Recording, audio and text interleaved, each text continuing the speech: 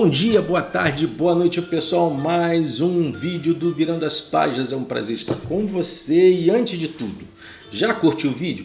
Curte que você vai acabar esquecendo. Então pega lá e dá uma curtidinha. Se possível, não se inscreveu? Se inscreva.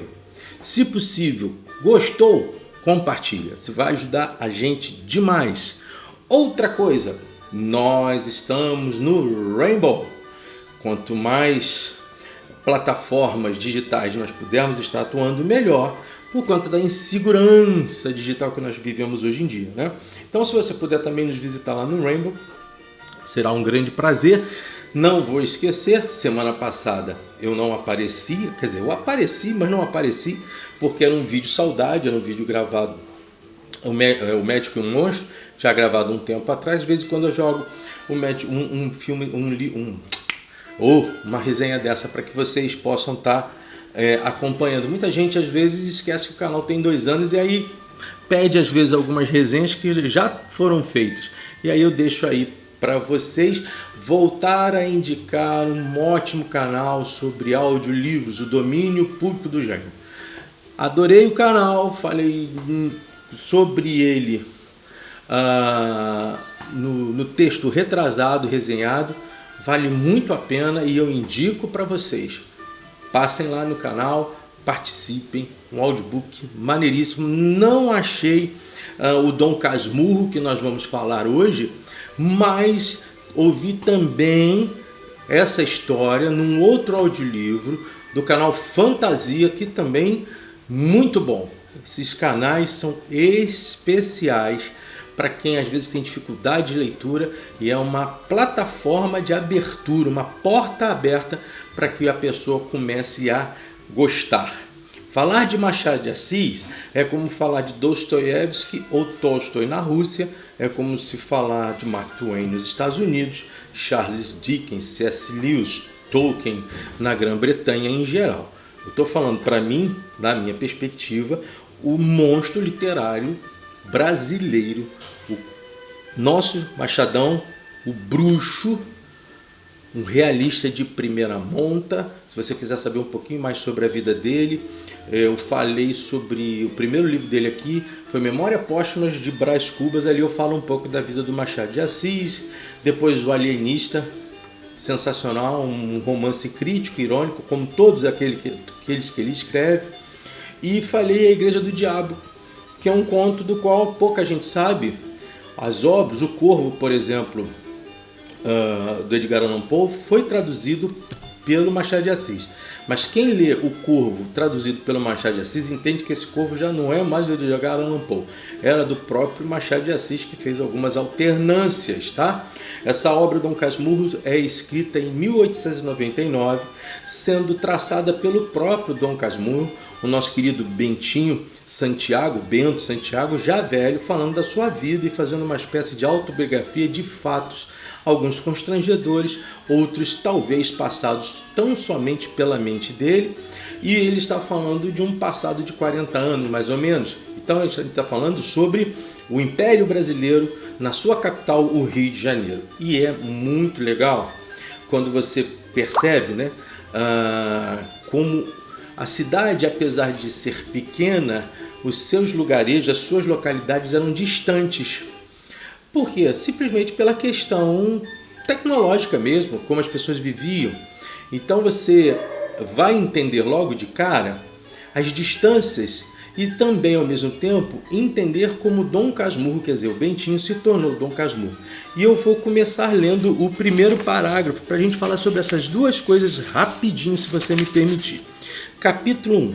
Uma noite dessas, vindo da cidade para o Engenho Novo, encontrei num trem da Central um rapaz aqui do bairro, que eu conheço de vista e também de chapéu. Cumprimentou-me, sentou-se ao pé de mim, falou da lua, dos ministros e acabou recitando vários versos. A viagem era curta e os versos podem ser que não fossem inteiramente maus. Sucedeu, porém, que como eu estava muito cansado, fechei os olhos 3 ou 4 vezes. Tanto bastou para que ele interrompesse a leitura e metesse os versos no bolso. Continue, disse eu acordando. Já acabei, murmurou ele. São muito bonitos. Vi-lhe fazer um gesto para tirá-los outra vez do bolso, mas não passou do gesto. Estava amuado, chateado. No dia seguinte entrou a dizer de mim nomes feios e acabou acunhando-me de Dom Casmurro. Primeiro vamos falar dessa questão. Estava no engenho de dentro, estava no centro da cidade indo para o engenho novo. Você está falando do Império, olha lá, Dom Pedrão, Pedro II, onde a cidade do Rio de Janeiro começa a tomar corpo. Porém, há uma certa diferença para a cidade do Rio de hoje. Engenho Novo, gente, quem conhece o Rio de Janeiro, para o centro da cidade, só demora por causa do trânsito, porque a distância é muito pequena. Mas, qual é a grande questão aqui aferida? Ele vai mostrar, se você perceber no livro, como o Rio de Janeiro foi andando para o mar ao seu tempo. Por isso que acabei de falar que Augusto Duque Estrada Meia, que era o camarista Meia, acompanhante de Dom Pedro II, ele tinha o Meia como o bairro principal, Engenho Novo próximo a ele, Caxambi também, que já tinha sido um distrito promovido por Dom Pedro II, o Engenho de Dentro, que tinha uma estação belíssima para a época, para que houvesse uma integração da cidade para o interior da cidade do Rio, ou seja, a Zona Norte e subúrbio. Você só vai ter mesmo em mãos bairros da Zona Sul, pelo menos daqueles mais famosos como Copacabana, Ipanema, Leblon, sendo populados 30, 40 anos depois. Então você vai ver que, por exemplo, a estrada do Mata Cavalos, a rua Mata Cavalos, que é a rua do Riachuelo, que era uma rua que ligava o Catumbi até lá, quer dizer, liga até hoje, né?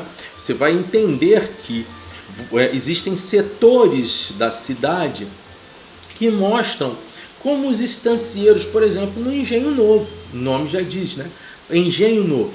Estancieiros participavam dos bairros de Zona Norte como ali fosse o interior da própria cidade. E é muito gostoso ver como há, ao seu tempo, uma migração de novas localidades no Rio de Janeiro sendo formadas, cada qual segundo o movimento social da época. Agora, o segundo ponto é falar de Dom Casmurro. Dom, claro, obviamente, você está no período do Império e existe uma insígnia. O termo Dom é um termo usado aos nobres espanhóis e portugueses que alcunhavam esse tipo de linguagem para denotar ali respeito e cuidado. Daí os reis em geral, tanto da Espanha quanto de Portugal, tinham à frente a insígnia Dom. A mesma coisa no Brasil, Dom Pedro II, Dom Pedro I. Não é? Mais importante ainda é o nome Casmurro, porque Casmurro vai ser a personalidade definitivamente do nosso querido Bentinho Santiago, tá? Uma coisa para deixar muito claro para vocês, às vezes as pessoas ficam discutindo sobre a importância de Machado de Assis para a literatura. Total. E mais do que isso, não acho que Machado de Assis seja um autor a ser repelido pelos mais novos. O que para mim deve ser repelido pelos mais novos é 50 Tons de Cinza. Vocês vão me desculpar. Machado de Assis ele é um escritor realista. Sendo assim, como eu posso dizer para vocês que trabalha como se trabalha a ideia de um escritor realista? De uma frase muito rápida e bem econômica: é a vida como ela é. E Machado de Assis brincava com isso sob tons das narrativas, seja por ironia, uma crítica social, o alienista isso fica muito claro, mas trazendo a realidade humana não de forma nihilista, mas realista, não negando essa sociedade, mas dizendo e desnudando-a como ela era. Quando você vai ver Memória de Brás Cubas, o elogio ao verme já diz sobre tudo isso. O conto, que para muitos é de terror, a Igreja do Diabo, é sensacional. Vai desescamando a humanidade, o ser humano e a sua alma, seu pertencimento, essa relação que ele tem primeiramente com Deus, o que o diabo faz para conseguir fazer as suas igrejas e como a ser humanidade começa a se desgostar dos valores que ela gostava quando o diabo começa a exceder, tendo vontade de voltar para aquele tom mais religioso que Deus tinha estabelecido em suas igrejas. Quer dizer, por trás disso está sempre uma análise social. né? E quando você vai falar do Bento Santiago, você não está falando somente dele, você está falando de toda uma sociedade. Para a época, eu poderia dizer, ao mesmo tempo que a cosmopolita ela é interiorana, ela mistura o interior dos bairros de Zona Norte e subúrbio com a efervescência do centro da cidade e aquela região que vai até um pedacinho da Zona Sul, que era a glória do Escobar e o Flamengo do próprio Bento quando eles vão crescer, tá certo? Então, é por aí que você está vivendo dentro do século XIX, na virada da primeira para a segunda metade daquele século, falando-se muito sobre várias situações, mas uma cidade que ao mesmo tempo é pequena, ela é grande, porque obviamente o processo de mobilidade daquela época era completamente diferente, né? Uma outra situação importantíssima é justamente o início do livro. Sempre vai ser a partir de uma pessoa. Quem é essa pessoa? Dona Glória, mãe do Bento. Ela faz uma promessa que entregaria alguém ao seminário para que se formasse em padre, e ela olha para Dom Casmurro ou para o Bento e faz que isso venha acontecer. Fato é que Dom Casmurro ou Bentinho era muito ligado a uma certa menina chamada Capitu ou Capitulina, que era uma moça bonita, num estilo cigano, de olhos puxados, e que eles eram amigos desde infância. E num dado momento, por entenderem que Bentinho estava meio que se assenhorando da Capitu, e Capitu poderia ser uma moçoira muito ligada a outros tipos de costumes que eles talvez não gostassem tanto, veio a ideia, a mãe Dona Glória, para que levasse o nosso querido Bento para o convento, lá para o seminário, e lá ele vai conhecer o seu maior amigo Escobar. Logo de cara, eles vão se dar muito bem, e em dado momento vão crescendo, e essa narrativa é muito interessante porque eles vão crescendo dentro da própria narrativa que o próprio Dom Casmurro ou Bentinho vai escrever muito tempo depois, ou seja, esta é uma narrativa de lembranças da situação de vida do próprio Bento. Um cara muito legal que aparece aí no livro é o José Dias. José Dias se diz médico, e o pai do Bentinho estava para morrer, e ele usa lá algumas tramóias dizendo que conseguiria salvar o pai do Bentinho, e se dizendo médico, e realmente de uma forma ou de outra o pai do Bentinho, que estava ligado à política, acaba sobrevivendo. E esse José Dias é muito legal você ter ele em mente, porque ele vai ser meio que adotado pela família do Bentinho e vai continuar com eles até o final, tá? Tem Cosme, que é o tio dele, mas eu acho que o José Dias me parece ser uma das pessoas mais importantes nas interlocuções. Ele vem como uma representação bíblica, porque ele está sempre trazendo uma conotação bíblica para as situações reais, e que às vezes são pouco compreendidas, mas muito bem cirúrgicas nas falas que ele vai colocando. E essa história vai mostrar um Bento que começa a crescer no convento sem querer ser um padre. E as paixões da vida, as relações que ele acaba tendo com o Escobar acabam apontando para um outro cheiro de gente, né? Mais à frente, quando o Bento já está mais adulto, o próprio Escobar dá uma ideia para como Bento poderia sair do convento, já que o Escobar queria ser um comerciante, foi um grande comerciante, amigos muito atados. Como é que ele poderia convencer a sua mãe de que não deveria ficar mais como um promissor padre, né? E a ideia do Escobar bate certíssimo, dito que a mãe nunca fez uma promessa que seria o Bentinho um padre, mas que levaria alguém a ser um padre. E já ali a família começa a ver que aquele assanhamento de amiguinhos entre a Capitu e o próprio Bento passou para algo mais sério, e a mãe topa, e eles acabam, Capitu e Bentinho, se casando, e Escobar se casando com Sancha, que é a melhor amiga de Capitu. Então fica esse quadrado, e a gente precisa esperar um pouquinho para conversar um pouco mais sobre estas situações. Esse quadrado é muito legal, porque aí começam as questões do romance psicológico. Para mim, é claro, vou falar logo para vocês, Bentinho traiu, Capitu traiu ou não Bentinho? Traiu nada. A história desde o início mostra um Bentinho meio alucinado nos seus pensamentos. Não apenas, por exemplo, com a Capitu, mas com outras situações inseridas na história que você vai entendendo. Machado de Assis é um cara que consegue construir os personagens por escamas, e a coisa vai evoluindo. Então, o que Machado de Assis quer mostrar de Dom Casmurro, ele já começa no primeiro capítulo mostrando. Então, você vai ver que hábitos de Bentinho são hábitos desconfiados, sempre ensimesmados. O próprio nome, como eu disse, do Dom Casmurro, afere-se a um ser muito fechado e ao mesmo tempo teimoso. É essa a ideia de que o nosso querido Machado de Assis quer colocar. É uma pessoa muito introvertida e ao mesmo tempo, conforme deseja algumas situações, ela teima nos processos. Há uma questão assim muito interessante da relação dele com um certo Manduca e o enterro. Você foca nesse processo porque eu acho que é um dos elementos mais importantes aí para entender a personalidade do Bentinho, que estava totalmente ligado à sua família e principalmente à Dona Glória. Para ele, a vontade dela era a vontade superior mesmo. Então, essa ideia, por exemplo, de estar no Engenho Novo, mas também ter uma moradia na estrada de Mata Cavalos, eu não sei se eu falei sobre isso, que na verdade a rua Mata Cavalos é a rua do Riachuelo, né, que mudou o nome depois por homenagem à Batalha do Riachuelo. Ela é uma rua que começa lá no Catumbi e vai até ali nos Arcos da Lapa. E ela tem o seu significado, ela é uma rua de transformações. O texto é um texto de transformações. O nome de Rua Mata Cavalos se dá pelo processo de dificuldade que era se cavalgar naquela região. Não era uma terra em paralelepípedos ou piche, era uma terra batida, num período onde a luz era de óleo de baleia.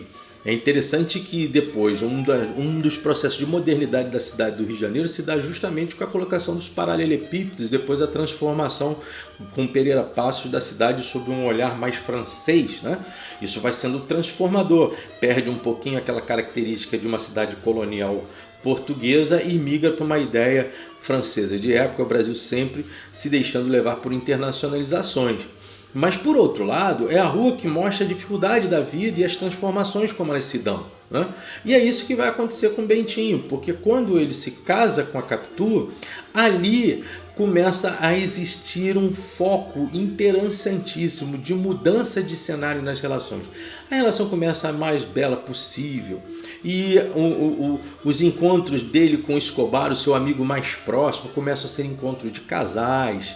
E aí ele acaba tendo um filho com Capitu, esse filho que demorou tanto a acontecer, que é o Ezequiel, o filho do homem que José Dias o chama e que gera um problema com a Capitu por conta de uma situação. Ezequiel parece muito com um outro Ezequiel, o Ezequiel Escobar, o amigo Escobar.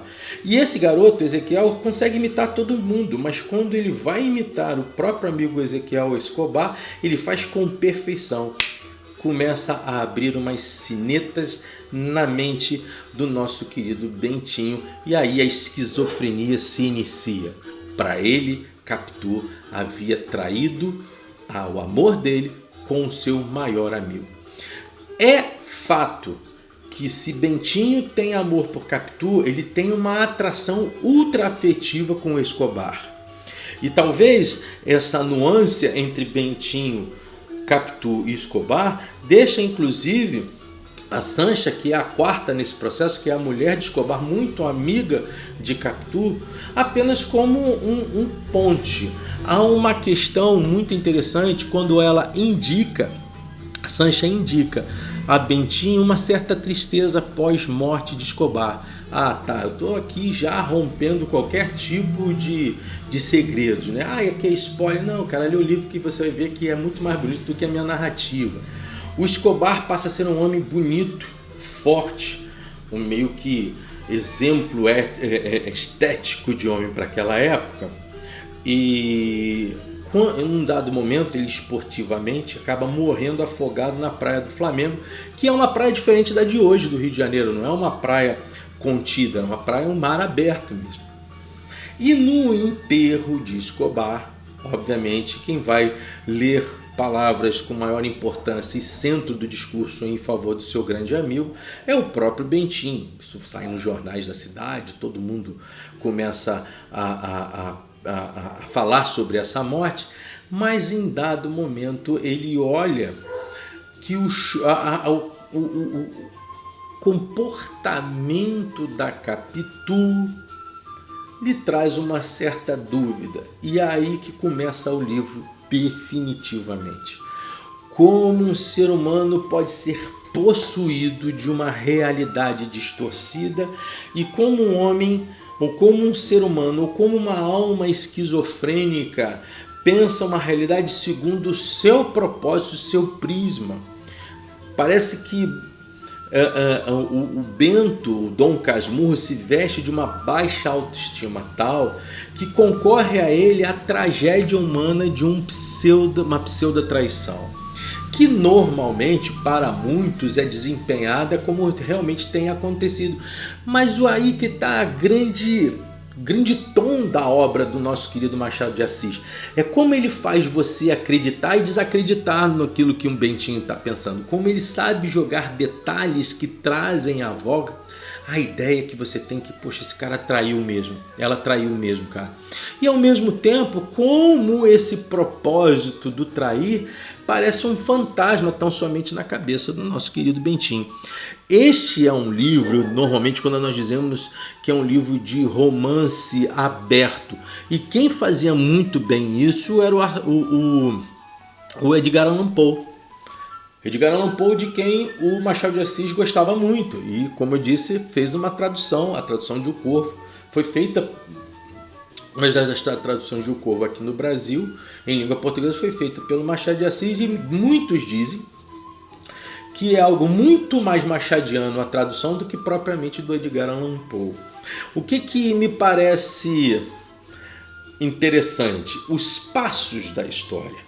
Primeiro ele pensa de alguma forma tirar a própria vida. Depois ele envenena o café, tentando matar a esposa. E o amor que eles tinham,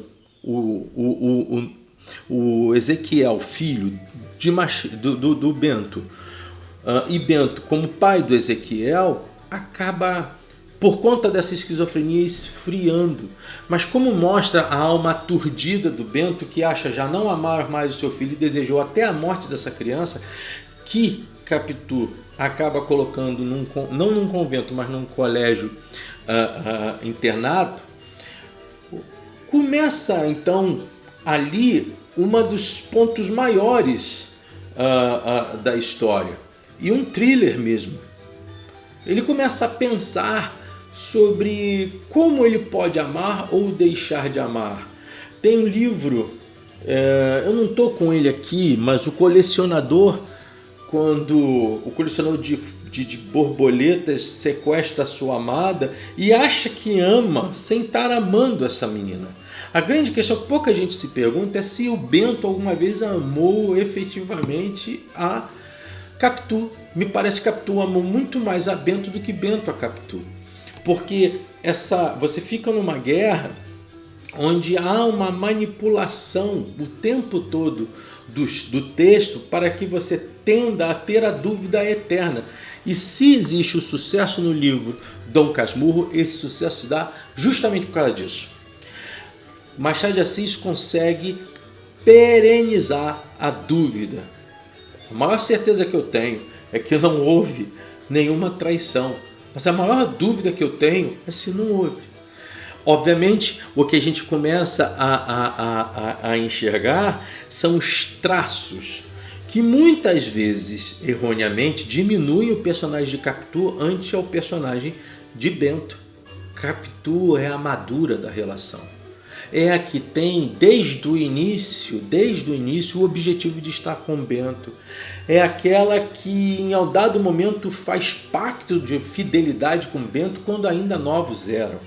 É aquela que conquista toda a família de Bento quando Bento esteve longe, cujo seu comportamento se dá inclusive a cuidar do seu próprio pai.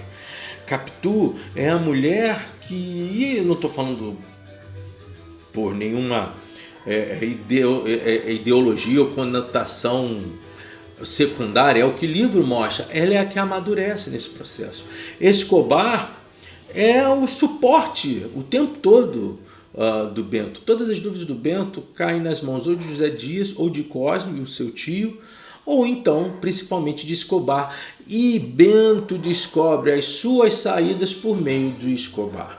Então, duvidar de Capitu é duvidar de Escobar, duvidar de Escobar é duvidar de Capitu, e ele diz amar as duas pessoas. A grande pergunta que eu faço nesse livro não é se necessariamente Capitu traiu ou não Dom Casmurro ou o Bentinho, é saber se Bentinho amava tanto a Escobar ou a Capitu como assim pensasse amar. Me parece que essa história ela vai deixar um quadro eternizado de dúvida e, ao mesmo tempo, um quadro sensacional de releituras. Cada releitura que você fizer sobre esse tom psicológico que nosso querido Machado de Assis deixou nessa obra antológica, talvez você leia uma história completamente diferente da outra. Uma grande obra de um homem espetacular, de um cara com uma percepção claríssima, um monarquista nato, mas que admirava a República, mas um homem que também teve decepção amorosa. Ele se casou, mas ele teve uma decepção amorosa, não por traição, apenas pela questão existencial. Isso machucou muito, porque para o nosso querido Machado de Assis, ele realmente via a vida como ela era. E por isso ele sofria mais, porque ele não romanceava as dores, nem inventava os prazeres. Dom Casmurro, indico a você uma leitura do Brasil, para o Brasil, no meio da capital do Império, para o mundo todo, e que, volto a dizer, ganhou os Estados Unidos de primeira. Está sendo lido direto. Graças a Deus os americanos começaram a ler. Perderam muito tempo lendo outras coisas que não eram tão boas, como o nosso querido Machado de Assis. Machado de Assis, como um booktuber disse, não é saco, não. É cultura, é aprendizado, é crescimento. Mas eu tenho 15 anos, é tão difícil ler Machado de Assis. As leituras mais difíceis são aquelas que vão te formar amplamente. Como eu sempre digo, supere-se, aprenda mais. Ler é bom, virando as páginas. Um grande abraço, levantando de novo e lembrando de novo. Audiolivros que valem a pena serem ouvidos, canais de audiolivro que valem a pena serem ouvidos. O canal Domínio Público Audiolivros do Jaime precisa estar com você todos os dias para que você se aprimore nas leituras e goste. E fantasia, principalmente você coloca lá fantasia, canal Fantasia Dom Casmurro, você vai adorar ler ouvindo, lendo o Dom Casmurro ali. Gente, até a próxima, um grande abraço. Não sei qual é o livro que eu vou estar trazendo, mas espero que seja muito legal, tanto para você quanto para mim. Até lá, até a próxima. Curta o vídeo, compartilhe o vídeo, se inscreva no canal, ajude o Virando as Páginas a crescer mais ainda. Grande abraço, gente, até a próxima.